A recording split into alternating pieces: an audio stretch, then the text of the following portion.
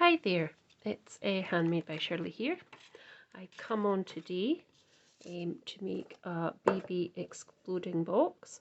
I made this rectangular one the other day and I'd like to make another one. So I'm not particularly brilliant at making boxes, but I've managed to kind of fathom out how to do this. And it's just a lovely little keepsake for a baby. You can do it for a wedding, you could do it for an engagement, an 18th, 21st, the list goes on. So today I'm coming on for this part of the video. I'll do another one on decoration, on how to make the rectangular box. It's not too hard at all. So all the measurements for the box and the lid and all the mat layers that are going on top will be in the description box down below of this video. And then the next video we will be decorating the box with, I've got some nice fussy cut shapes, but I mean, depending on what kind of theme you use, you could use this box say for anything, so you know, this is just an idea. So we'll get started. So I've used blue this time because I'm going to make it a blue themed baby box, this one. And I've got all my pieces here. So the card base was 6 3/4 inches by 9 3/4 inches. The lid was 5 by 8 inches. And we scored the base at 2 1/8 all the way round, and the lid we scored at 1 1, just one on the scoreboard. It's one less than 1 1/4. That's the only way I can explain it to you, because I did it at 1 1/4 and it was too big. So that's all the measurements for that. As I say, all the mat layers I'll leave in the description box so you can refer to them there. So I've got some various bits of scrap paper, a card that I had left, and I'm going to pop these inside to make a nice pattern. So that's all the insert ones. So I'll pop them to the side because I'm going to concentrate on the outside. And if you do get a little piece like that, you can just snip it off. It's just a wee extra bit. That's it. So, right, so I've got all my layers here. I'm going to place them on here, one there. I'm not going to put one on the bottom, I don't think. I did the last one. You know, it's up to yourself what you do. And I've got these two sides. So I'm just going to put them on with glue, wet glue. You could put them on with tape runners, red tape, whatever you fancy. But I do think that glue is better because I definitely know it's going to stay on if I do it with glue. It's not going to give it to a recipient and then it's going to fall apart, because I wouldn't like that. That wouldn't be good. So these are just papers that I have had in my stash. You could use anything you liked as well. You could stick to this kind of colour if you wanted, and I think these papers I have got from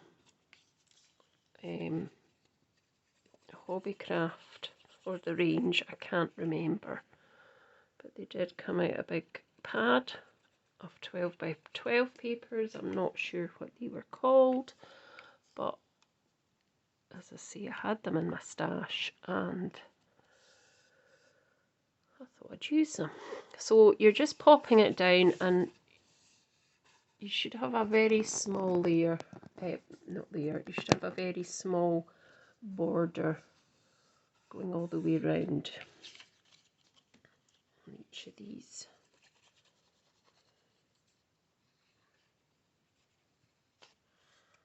just a case of, as I say, gluing it on.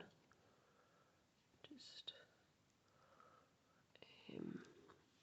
and also with the glue you do have the extra wiggle room, so you can wiggle your papers, that your layers into place, whereas with a tape pen or red liner tape you don't really have that unless you put a little bit of wet glue on it. So that's my outside, which will pop up and look like that. So now I'm going to do the inside. So similar thing, just make sure you're not going over the score line, because if you do, oh, I've done that one upside down.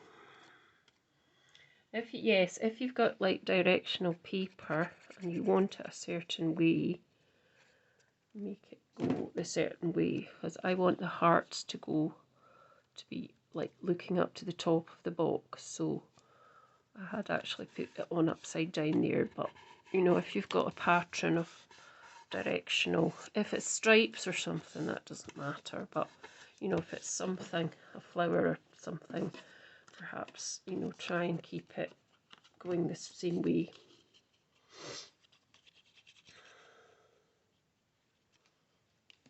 So just, as I say, just keep it in that part there, and there should be a nice wee border all the way around, and you're not obstructing your score lines, because you need them free so that the box will close up.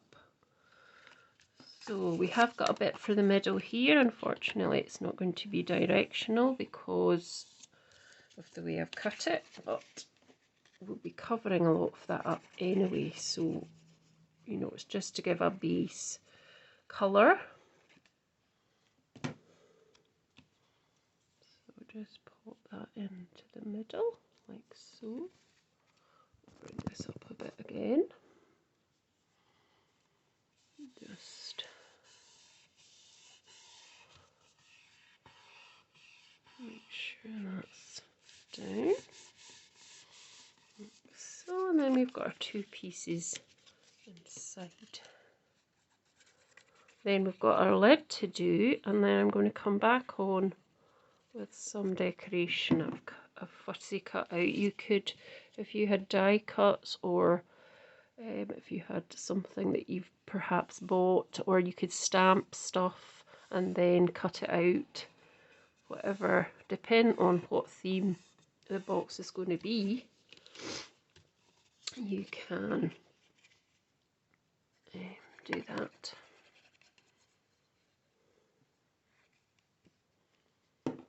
So let's pop that on as well, like so.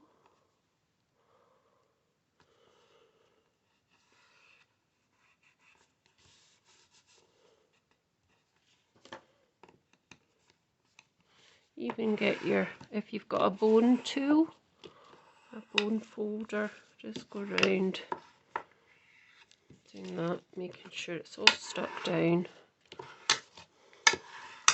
Like so. If you don't have a bone folder, just use your hands, or you could use a block, a stamping block as well. So that's the base part of my explosion box finished. That's inside, and that's what it will look like outside. So I've also got the lid here, and at the moment I'm just going to decorate the outside, but on the last box, excuse me, I did decorate the inside just to cover all the workings of the box, so we can do that as well at the next video that we're going to do.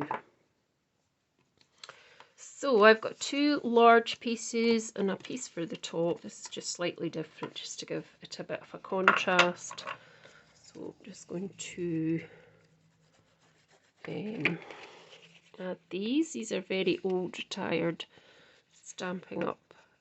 Designer series paper, which I have in my stash, and I thought that would look nice just for a slightly different top lid. So just same thing, just use your glue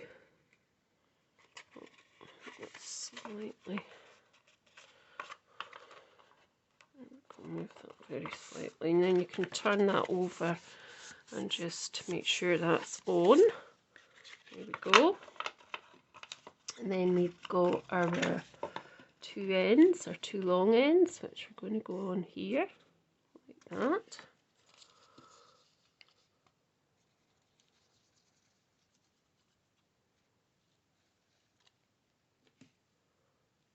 So I'm just going to do the same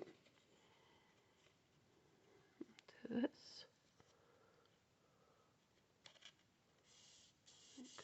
Oh, and then you can turn that over and just press that down, and that just makes sure that's on. And then we've got these little ends, which are still in keeping with the sort of dotty pattern. So these are going to go on at the very end of the box lid. Oh. So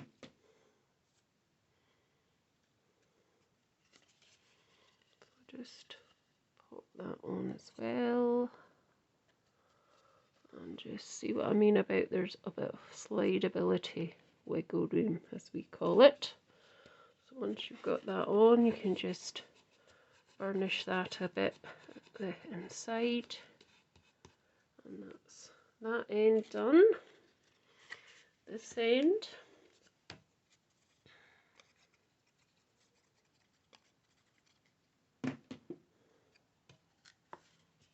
Do exactly the same.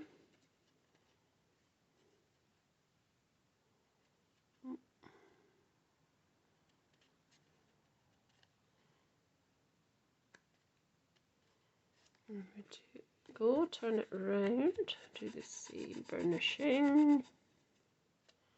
And then we've got the last bit here, which is going to go on here, like so.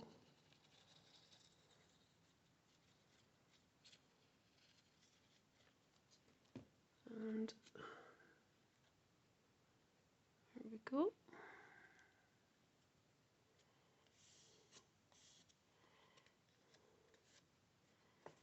And just make sure that's down.